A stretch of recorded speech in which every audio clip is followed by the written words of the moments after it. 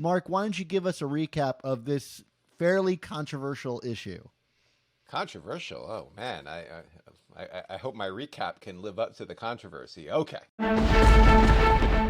Well, we open 9 months ago, probably, and long-standing Amazing Spider-Man supporting cast member Kamala Khan is applying for a job at Oscorp. She's willing to do whatever it takes to do this job, despite a lack of experience. And what upstanding corporation can turn down an applicant like that? Now we're back in New York City, the present day, and the emissary is attacking in a tornado. The Gold Goblin and, of course, great supporting cast member Miss Marvel swing into action. Rabin is the Black Road, the Vessel of Wyap, and the God of Death. This is some serious ad-lib supervillain stuff, folks. Spider-Man says angrily, "You ruined my life, Rabin!" And while the way those Caramanga letters look, it's probably not a good time to argue with him, but I might challenge that a little bit, that it's a little more complicated than that, Peter, but we'll save that for the review. Anyway, Rabin has now turned his focus to the Red One, and it looks like we're going to get an entire issue dedicated to protecting Mary Jane. The Goblin, Miss Marvel, and Spider-Man knock Rabin around a little bit, but he's got the power of symbology, baby. And with that comes a dragon. And really, if ignoring 8 seasons of Game of Thrones has taught me anything, it's that dragon's rule. Now, Mark, that dragon has a name, and it's deeply connected to Mexican folklore. I've written it in the notes, and, given your history of pronunciation, I'm dying to hear you pronounce it. This is a cold read, folks. I was not prepared for this. Quetzalcoatl. I just did Italian. Fair enough. For those who can't see me, I did Italian fingers at the end of it. So, yes, exactly. The great Italian name Quetzalcoatl.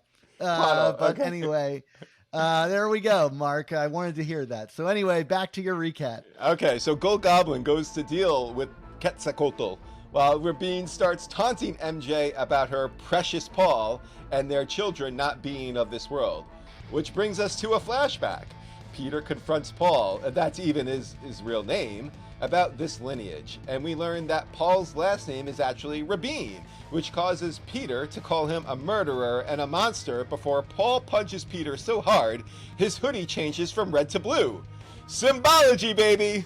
So we learn that Rabin, the emissary, is Paul's father, and while Paul helped him for a bit, once he realized his dad liked to end worlds and stuff, he stopped him and then talked about following MJ to Earth 616.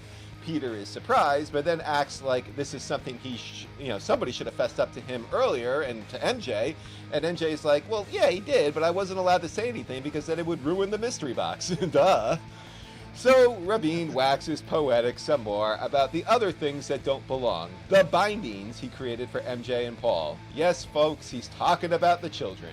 And just like that, we get some hocus pocus, and Cousin Oliver and Chrissy Seaver disappear into thin air, and Paul seems mildly annoyed by it all. MJ, however, seems a little more pissed, and she unleashes some more of those superpowers she seemed to get in Rabin's dimensions, and wants the bad guy all for herself. Peter wants her to be smart about it, which brings a one-liner from Ben Grimm and the rest of the Fantastic Four for some additional backup. So Spider-Man and the F4 bury the hatchet, but lose eyes on Mary Jane, who's off to face Rabin. That doesn't go so hot, but fortunately, Miss Marvel, who has been an integral part of this story every step of the way, is there to protect her friend, even clarifying with MJ if she can call her friend. They're just so damn close. So now, Miss Marvel is charged with protecting MJ, while Spider-Man and everyone else go to deal with all the other chaos being unleashed. This plot wasn't taken from literally every horror movie ever made, correct? So fisticuffs ensue, and Spider-Man uses a Peter parking meter to whack away, but Rabin then disappears into thin air, only to reappear in front of Miss Marvel and MJ. Meanwhile, the Fantastic Four and Norman Osborn scorch some symbology onto the dragon, and unlike the cuck jokes last recap, I won't make another symbology baby joke, okay? I just won't. Anyway, back to Miss Marvel and MJ and Rabin. Stuff is happening, and Miss Marvel talks about a promise she made to Mary Jane's boyfriend Spider-Man, prompting MJ to remind the world and to enrage a bunch of fans that Spider-Man is not her boyfriend, lest Joe Quesada appears out of thin air and banishes Zeb Wells to Substack like he did his predecessor when he attempted to pair off the two. Anywho, Miss Marvel has the brilliant idea of splitting up the team, telling MJ to not stop running despite the fact that they're facing off against a magical villain who can just disappear and reappear at will. And of course, Rabin appears behind MJ with his Blade of Decay and stabs her clean through. The internet was right. Mary Jane is dead. Long live Mary Jane Watson, who was never Mary Jane Parker. Peter, of course, runs to MJ, but something weird is going on with Rabin as he doesn't seem to be ascending into the kingdom of Wyatt, but instead seems to be evaporating.